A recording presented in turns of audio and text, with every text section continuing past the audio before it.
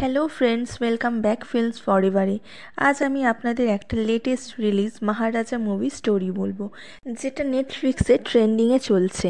তাহলে চলুন বন্ধুরা, মুভি স্টোরি শুরু করা যাক। মুভির শুরুতে একটা সেলুন দেখানো হয়, যেখানে আমরা মুভির লিড অ্যাক্টর বিজয় সেতুপতি অর্থাৎ মহারাজাকে দেখতে পাই। তাকে দেখে মনে হচ্ছে তার মুডটা অফ, তাই তার মালিক তাকে চিৎকার করে বলছে যে এই রকম মুখ করে থাকলে কোনো কাস্টমার তো দূরের কথা, কোনো কুকুরও দোকানে আসবে না। ঠিক তখনই একটা লোক কুকুর নিয়ে সেখানে পৌঁছে যায় আর বলে কুকুরের চুল কাটতে হবে না, আমার চুল কেটে দাও, কারণ তার চুল তো আমি পার্লার থেকে কাটাই।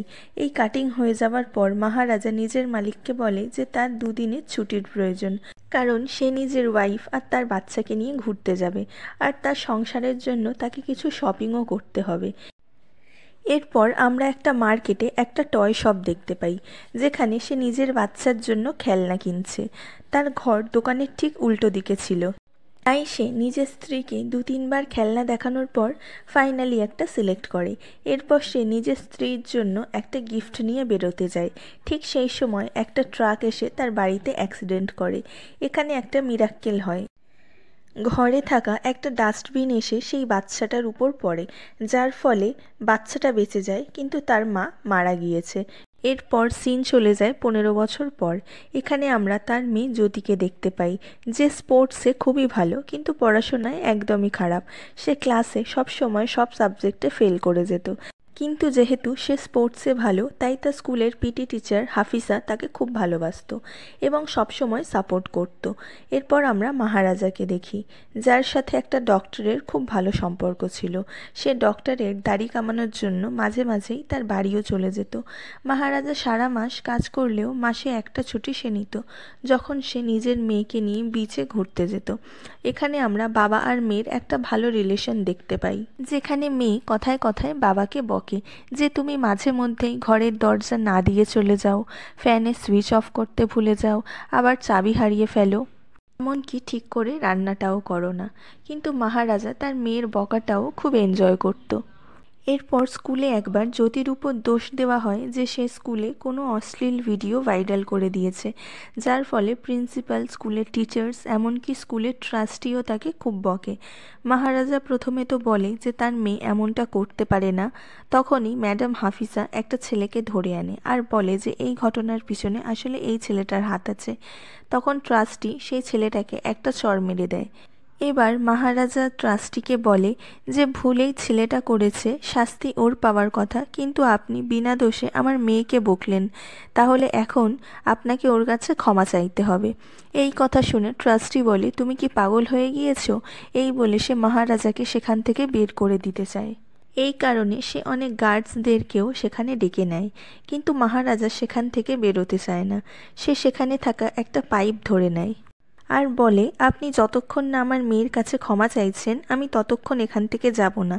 এবার জ্যোতিও কাঁদতে কাঁদতে ট্রাস্টিকে বলে যে আপনি আমাকে সরি বলে দিন, নয়তো আমার বাবা ওই পাইপও ছাড়বে না আর এখান থেকে যাবেও না, যতক্ষণ না আপনি আমাকে সরি বলছেন। টানাটানিতে পাইপটা বেঁকে যায়।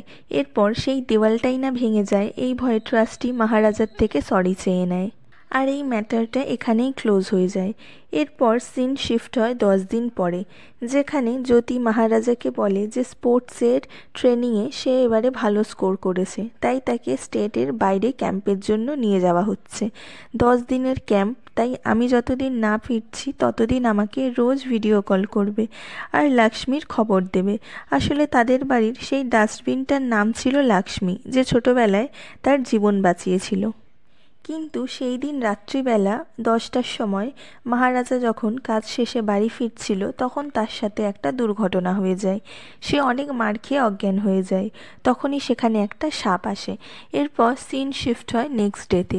এখানে একটা ধনী ব্যক্তি নিজের ফরচুনার নিয়ে এসে গ্যারেজের বাইরে দাঁড় করিয়ে আসে আর গ্যারেজের ম্যানেজারকে ডেকে তাকে খুব মারে। সে বলে যে আমি একদিন আগে এই গাড়ি রিপেয়ারের জন্য দিয়েছিলাম, গাড়ি 300 কিলোমিটার এক্সট্রা চলেছে, তার উপর আমার স্যারের দেওয়া চশমা যেটা গাড়িতেই ছিল সেটাও নেই। এরপর ম্যানেজার ধানাকে ডেকে বলে যে তুই এই গাড়ি ক্লিন করেছিস, এখন তুই বল যে ওনার চশমা কোথায়। এবার সেই ধনী ব্যক্তি ম্যানেজারকে ছেড়ে ধানাকে মারতে শুরু করে। ধানা খুব মার খায়, কিন্তু তাও সে কিচ্ছু বলে না। উল্টে সে ওই বড়লোককে ধমকি দেয় এই বলে যে আজ রাতে তোকে দেখে নেব। এর মাঝে আমরা এইটা দেখতে পাই যে ধানা সবেমাত্র জেল থেকে ছাড়া পেয়েছে। সে একটা ঘটনা অলরেডি ঘটিয়ে ফেলেছে আর একটা ঘটাতে যাচ্ছে। এরপর সিন চলে যায় রাতে। সেই রিচ ম্যান একটা বারে বসে তার বন্ধুদের সাথে মদ খাচ্ছিল।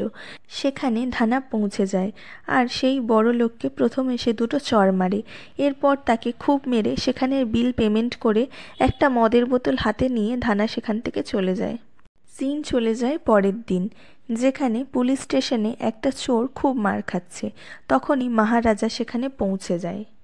এবার সে পুলিশকে নিজের স্টোরি বলা শুরু করে। সে বলে যে আমার নাম মহারাজা, আমার বাড়ি পল্লিকর্ণী ভারতীনগরে, আমার সেলুন কে নগরে, আমি রোজ রাত 10টার সময় দোকান বন্ধ করে ঘরে ফিরি। কাল আমি ঘরে ফিরে দেখি ওখানে 3টে চোর ছিল। ওরা আমাকে ধরে খুব মারে, আমার অবস্থা খারাপ করে দেয় আর আমার ডাস্টবিন নিয়ে চলে যায়। আপনারা আমার ডাস্টবিনটা খুঁজে দিন। এই বলে মহারাজা পুলিশদের নিজের এফআইআর লিখতে বলে। তার কথা শুনে পুলিশ তাকে পাগল বলে, কারণ ডাস্টবিন চুরিরও কি কখনো কোনো এফআইআর হয়। এই বলে সে মহারাজাকে সেখান থেকে তাড়ানোর চেষ্টা করে, কিন্তু মহারাজা কিছুই শোনে না। সে পুলিশ স্টেশনের একটা কাঠের র্যাক ধরে নেয় আর বলে আপনারা যতক্ষণ না আমার কমপ্লেন লিখছেন ততক্ষণ আমি এখান থেকে যাব না। এরপর সবাই তাকে ছাড়ানোর অনেক চেষ্টা করে, যার ফলে পুলিশ স্টেশনের খুব খারাপ অবস্থা হয়ে যায়। এখানেও একটা সাপ আসে, যেটা দেখে পুলিশ স্টেশনের সবাই বাইরে পালিয়ে যায় আর মহারাজা সেই সাপটাকে ধরে বাইরে বের করে। এরপর আমরা একটা কারাপ্ট পুলিশ অফিসারকে দেখি। একটি বাড়িতে 85 ভরি সোনা চুরি হয়েছে আর এই পুলিশ চোরকে ধরেও ফেলেছে। সে সোনা বাড়ির মালিককে হ্যান্ডওভার করে দেয়, কিন্তু বাড়ির মালিক বলে যে এই সোনা তো নকল, তাহলে আসল সোনা কোথায়। এবার পুলিশ তাকেই ভয় দেখায় যে আপনি তো আরটিওতে কাজ করেন, খুব বেশি হলেও আপনি 60,000 টাকার বেশি মাইনে পান না, তাহলে এই কোটি টাকার বাড়ি আর লাখ টাকার গয়না আপনার কাছে এলো কিভাবে। এই বলে সে তাদের জেলে ঢুকিয়ে দেওয়ার ভয় দেখায়। ব্ল্যাক মানি হওয়ার কারণে তারাও আর কিছুই বলতে পারে না। এরপর সেই আসল সোনা চোর আর পুলিশ ভাগাভাগি করে নেয়। এবার সে থানায় আসে আর থানার এমন অবস্থা দেখে সে জিজ্ঞাসা করে এমনটা কিভাবে হলো, যেখানে সবাই মহারাজার দিকে আঙুল দেখায়। এবার মহারাজা এই পুলিশকেও সেম স্টোরি বলে। এই পুলিশ অফিসারের নাম ছিল নটরাজন। সে নটরাজনকেও একই কথা বলে যে আমি রোজ 10টার সময় দোকান বন্ধ করে বাড়ি ফিরে দেখি 3টে চোর ঘরে ছিল। তাদের মুখে মাস্ক থাকার কারণে আমি তাদেরকে দেখতে পাইনি। এরপর তারা আমাকে খুব মারে, ঘরে সব কিছু চুরি করে নেয় এবং তারপর তারা আমার ডাস্টবিনটাও নিয়ে চলে যায়। আপনি প্লিজ আমার এফআইআরটা লিখে নিন আর আমার ডাস্টবিনটা খুঁজে এনে দিন।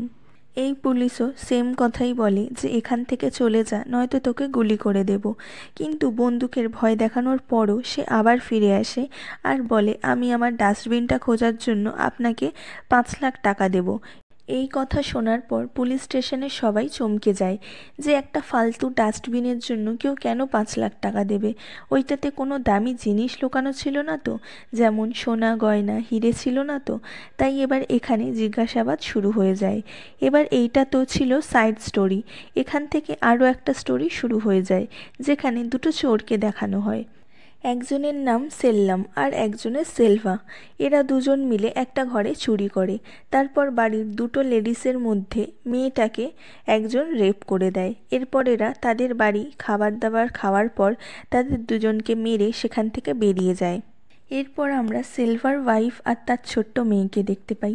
সে বলে যে সে তার মেয়েকে খুব ভালোবাসে। এবার আমরা সেলভার বাড়িতে একটা ডাস্টবিন দেখতে পাই, যেটা আমরা মুভির শেষে জানতে পারবো, আর এরপরে স্টোরি আরও ইন্টারেস্টিং হয়ে যাবে। এবার আমরা দেখি জ্যোতি নিজের কম্পিটিশনে ফোকাস করছে, কিন্তু সে নিজের বাবাকে ফোন করে লক্ষ্মীর কথা জিজ্ঞাসা করে যে সে ঠিক আছে তো, তার একটা ফটো তুলে আমাকে পাঠাও। কিন্তু মহারাজা এই কথায় কোনোই গুরুত্ব দেয় না।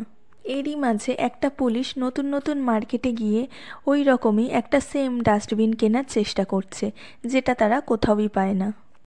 মেনওয়াইল দেখানো হয় সেলভার রোজ এক একটা বাড়িতে গিয়ে চুরি করছে, আর বাড়ি এসে নিজের ওয়াইফকে বলছে যে আজ দোকান ভালো চলেনি, আমি গরিব মানুষ, আমার পয়সা কম, কিন্তু আমি আমার মেয়েকে সব খুশি দেব।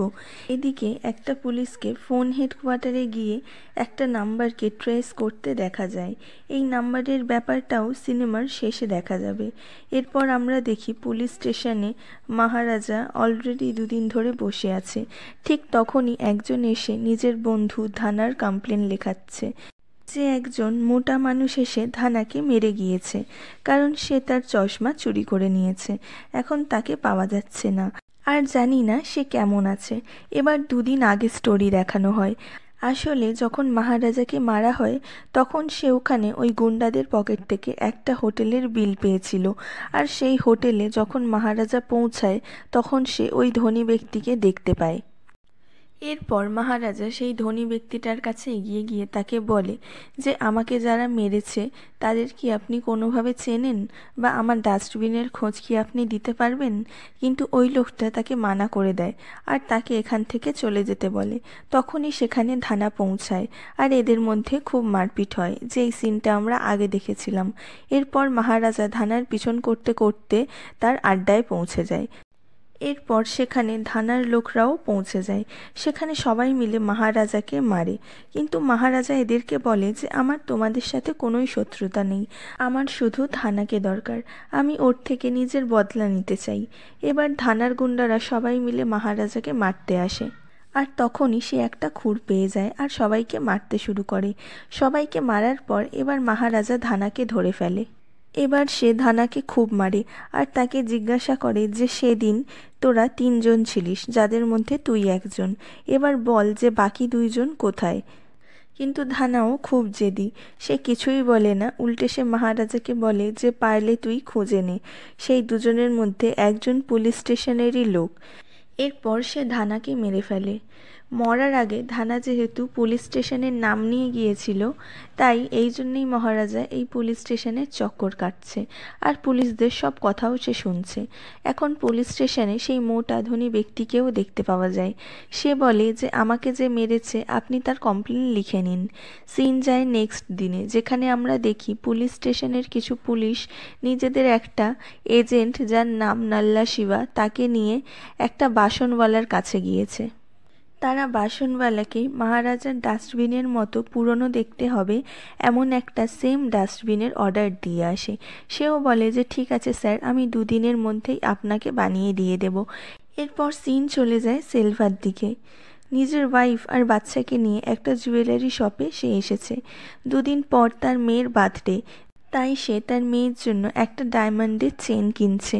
একটা ডিজাইন এদের পছন্দ হয়ে যায়, কিন্তু সেটা ছিল খুব কস্টলি, তাই তার ওয়াইফ তাকে বলে যে এত টাকা তুমি কোথায় পাবে, চেনটা তো এত দামি, ছেড়ে দাও, আমরা নয় অন্য কিছু কিনে নেব। কিন্তু সেলভা বলে তার মেয়ের যখন সেটা পছন্দ হয়েছে সে সেটাই নেবে, আর সে তার মেয়ের জন্য সব কিছু করতে পারে। এরপরই আমরা দেখি পুলিশ ধানার বডি পেয়ে যায়, আর এরপর তারা নিজেদের ইনভেস্টিগেশন ডাবল করে দেয়।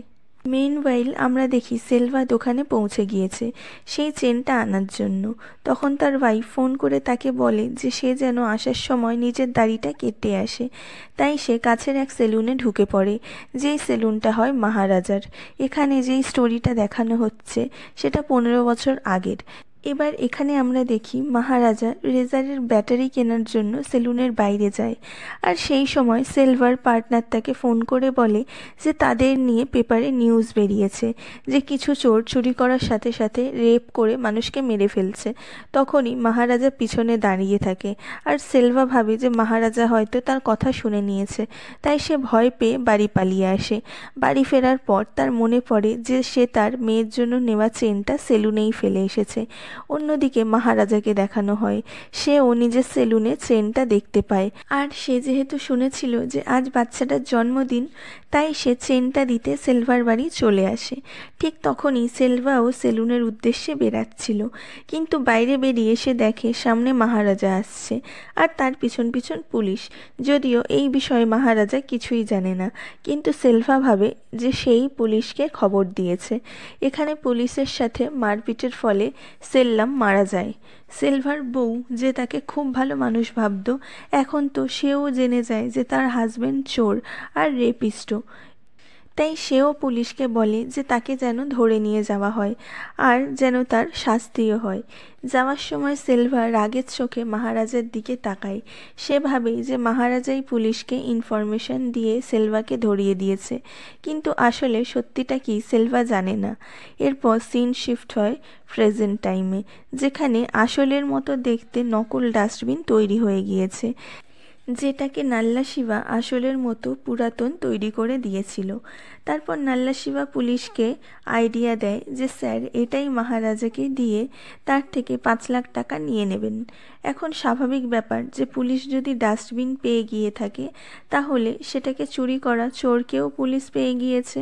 তাহলে এবার তো চোরকেও সামনে আনতে হবে যে কে চুরি করেছে, কখন করেছে, কিভাবে করেছে।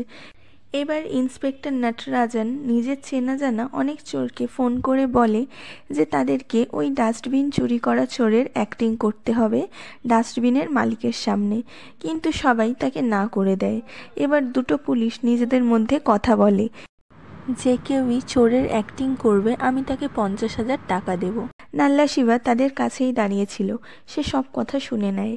এবার সে বলে যে ঠিক আছে, যদি শুধু অ্যাক্টিংই করতে হয় তাহলে অ্যাক্টিং তো আমিও করতে পারি, কিন্তু তার জন্য তো তাকে জানতে হবে যে কি কি জিনিস চুরি গিয়েছিল। তখন নটরাজন পুলিশ স্টেশনে ফোন করে, আর তখন মহারাজা সেখানেই বসে আছে। এবার পুলিশ তাকে জিজ্ঞাসা করে যে ঠিক আছে, তোমার সাথে কি হয়েছে, এবার সেটা ডিটেলসে বলো। এখানেই সবথেকে ভয়ঙ্কর গল্পের প্লট রিভিল হয়। মহারাজা পুলিশকে নিজের স্টোরি বলতে শুরু করে, যেখানে আমাদের 2 দিন আগের আসল স্টোরিটা দেখানো হয়। রাত 10টার সময় মহারাজা নিজের দোকান বন্ধ করে নিজের বাড়ি ফিরছিল, কিন্তু এইটা সেই 10 নম্বর দিন যখন তার মেয়ে ক্যাম্প শেষ করে অলরেডি বাড়ি ফিরে এসেছে। সে তার বাবাকে বলেছিল যে তার জুতো ফেটে গিয়েছে, তাই সে যেন আসার সময় ওই রকমই একটা সেম রেড শু তার জন্য কিনে আনে। এবার সে ঘরে এসে ব্যাগ রাখে, তারপর স্নান করে ড্রেস চেঞ্জ করে, কিন্তু তখনই ওখানে 3টে গুন্ডাকে দেখতে পাওয়া যায়। একজন তো সেলভা, যে 15 বছর আগে জেলে চলে গিয়েছিল, আর তার 2 বন্ধু, একজন ধানা আর একজন নাল্লা শিবা। এরা মহারাজাকে মারার জন্য তার ঘরে লুকিয়ে অপেক্ষা করছিল, কারণ সেলভা মনে করে যে তার জন্যই সেলভার পুরো জীবনটা নষ্ট হয়ে গিয়েছে। মহারাজাকে না পেয়ে তারা তার মেয়ের উপরই বদলা নেয়। সেলভা মেয়েটাকে খুব মারে, আর তারপর নাল্লা শিবা তাকে 2 বার রেপ করে আর ধানা 1 বার রেপ করে। এরপর ধানা মেয়েটাকে মেরে দিতে যায়, কিন্তু সেলভা বলে না থাক, ছেড়ে দে, কোনো সমস্যা হলে পরে দেখা যাবে। এদিকে মেয়ের জুতো কেনার জন্য মহারাজারও সেদিন বাড়ি ফিরতে দেরি হয়ে যায়। এরপর সে বাড়ি ফিরে যখন মেয়ের খুব খারাপ অবস্থা দেখে, তখন তার মাথা আর কাজ করে না। সে ঘরের সব জিনিস ভেঙে ফেলে আর নিজেরও মাথায় আঘাত করে। এখন যেহেতু সে জানে না যে কোন 3 জন এসে তার মেয়ের সাথে এইরকম করেছে, তাই সেইটা জানার জন্য সে থানায় গিয়ে চুরির মিথ্যে গল্প বলে, আর বলে যে তার ডাস্টবিনটা খুঁজে দিতে পারলে সে 5 লাখ টাকা দেবে। অন্যদিকে নাল্লা শিবাও জেনে যায় যে যেই বাড়িতে কাল তার চোর সেজে যাওয়ার কথা, সেই বাড়ির মেয়েকেই তো সে রেপ করে এসেছে, তাই এখন আর সে যেতে চাইছে না। কিন্তু ইন্সপেক্টর নটরাজন তাকে বলছে যে একবার তুই যখন হ্যাঁ করে দিয়েছিস, তখন তো তোকে কাল ডাস্টবিনের মালিকের কাছে যেতেই হবে। এবার নাল্লা শিবা ফোন করে সেলভাকে। সে বলে যে একটা সমস্যা হয়ে গিয়েছে, যেই বাড়িতে গিয়ে আমরা এইসব ঘটনা ঘটিয়ে এসেছি, সেই বাড়িতেই আমাকে কাল চোর সেজে যেতে হবে। যেটা শুনে সেলভা বলে যে এইসব গণ্ডগোল তুই করেছিস, তাই এখানে আমার কিছুই করার নেই।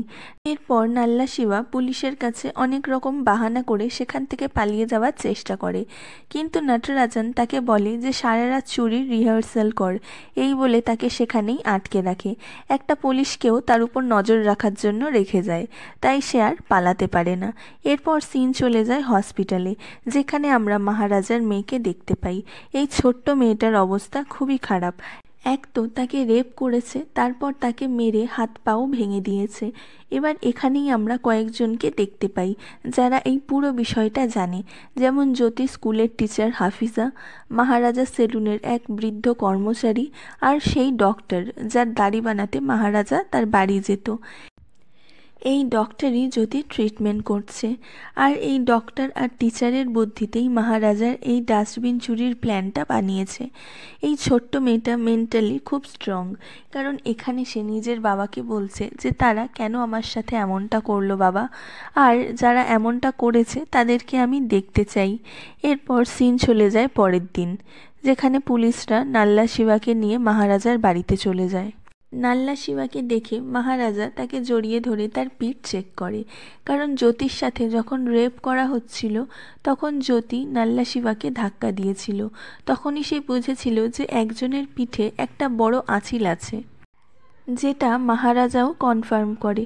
এখানে নটরাজন মহারাজাকে অনেক হেল্প করে। সে একটা চাকু মহারাজার হাতে ধরিয়ে দিয়ে নাল্লা শিবাকে তার কাছে দিয়ে চলে যায়। আসলে প্রথমে যে ফোন ট্রেস করার ব্যাপারটা দেখানো হয়েছিল, সেই ইনভেস্টিগেশনের মাধ্যমে এক পুলিশ জ্যোতির কেসটা জানতে পারে, আর সে গত রাতে ফোন করে নটরাজনকে জানায় জ্যোতির কেসে 3 জন সাসপেক্টের মধ্যে নাল্লা শিবা একজন। নটরাজন একজন কারাপ্ট পুলিশ হলেও মানুষ হিসাবে সে ভালো, তাই সে মহারাজাকে নাল্লা শিবাকে মেরে দেওয়ার কথা বলে। মহারাজাও নাল্লা শিবার গলা কেটে দেয়। অন্যদিকে এই ক্রাইমের 3rd সাসপেক্টকেও পুলিশ খুঁজে নিয়েছে, যে ছিল সেলভা। এরপর মহারাজা চলে যায় সেলভার কাছে তাকে মারার জন্য, যদিও তখনও মহারাজা জানে না যে সেলভা কে। এবার যখন মহারাজা সেলভাকে দেখে তখন সে অবাক হয়ে যায়। এমনটা কেন সেটা কিছুক্ষণ পরই জানা যাবে। এদের মধ্যে এবার খুব ফাইট হয়, আর তখন সেলভা মহারাজাকে বলে যে আজ থেকে 15 বছর আগে তোর জন্য আমাকে জেলে যেতে হয়েছে, এমনকি তোর কারণে আমার ওয়াইফ আর বাচ্চা আমার থেকে আলাদা হয়ে গিয়েছে। জেল থেকে ফেরার পরও আমি ওদের খোঁজ করার চেষ্টা করেছি, কিন্তু পাইনি। শুধুমাত্র তোর জন্যই আমার জীবনটা নষ্ট হয়ে গিয়েছে, তাই আমি তোর মেয়ের সাথে এমনটা করেছি, যেটা ভেবে তুই রোজ মরবি। এবার এখানে আমরা হাফিজা আর জ্যোতিকে দেখতে পাই। জ্যোতি এসে সেলভার সাথে আলাদা করে কথা বলে, আর তার বাড়িতে থাকা জুয়েলারি এনে সে সেলভার দিকে ছুঁড়ে ফেলে দেয়, কারণ জ্যোতির মতে এই গয়নার জন্যই হয়তো তার সাথে সেলভা এমনটা করেছে। এরপর সে সেখান থেকে চলে যায়। এবারই আসল টুইস্ট, ওই জুয়েলারিগুলোর মধ্যে সেলভা সেই চেনটা দেখতে পায়, যেটা সে নিজের মেয়ের জন্য কিনেছিল। এবার সে জ্যোতির কাঁধে সেই দাগটা দেখতে পায়, যেটা তার মেয়ের কাঁধে ছিল। এরপরই আমাদের দেখানো হয় আসল স্টোরি। 15 বছর আগে সেলভা জেলে যাওয়ার পর মহারাজা তার পরিবারকে অনেক খোঁজে চেনটা ফেরত দেওয়ার জন্য। অবশেষে সে একদিন সেলভার ফ্যামিলির খোঁজ পায়, আর সে নিজের ওয়াইফের সাথে তার কাছে চেনটা ফেরত দিতে যায়। কিন্তু সেলভার ওয়াইফ বলে যে ওই চুরির টাকায় কেনা চেন সে তার মেয়েকে পরাতে পারবে না, এই বলে সে চেনটা নেয় না। তখন সেলভার মেয়ে খুব কাঁদছিল। আসলে মহারাজা সেদিন সেলভার মেয়ের জন্যই খেলনা কিনতে গিয়েছিল, আর সেদিনের সেই অ্যাক্সিডেন্টে টোটাল 3টে মানুষের মৃত্যু হয়েছিল। এক তো সেলভার ওয়াইফ, আর 2জন হলো মহারাজার ওয়াইফ আর তার মেয়ে। আর যেই বাচ্চাটা বেঁচে ছিল সে ছিল আসলে সেলভার মেয়ে। আর সেলভার বাড়ি দেখানো সেই ডাস্টবিনটা, সেটাই আসলে লক্ষ্মী। এরপর সিন চলে আসে প্রেজেন্ট টাইমে, যখন সেলভার বুঝতে আর বাকি থাকে না যে জ্যোতি আসলে তারই মেয়ে। কিন্তু সে তো বদলা নেওয়ার চেষ্টায় নিজের মেয়েরই ক্ষতি করে ফেলেছে। এটা ভেবে সে আরও কষ্ট পেতে থাকে, আর তাই সে নিজেই বিল্ডিং থেকে পড়ে মারা যায়। আর এর সাথেই মুভি স্টোরিটা শেষ হয়ে যায়। তাহলে বন্ধুরা, এই সাসপেন্স থ্রিলার মুভিটা আপনাদের কেমন লাগলো অবশ্যই কমেন্টে জানাবেন।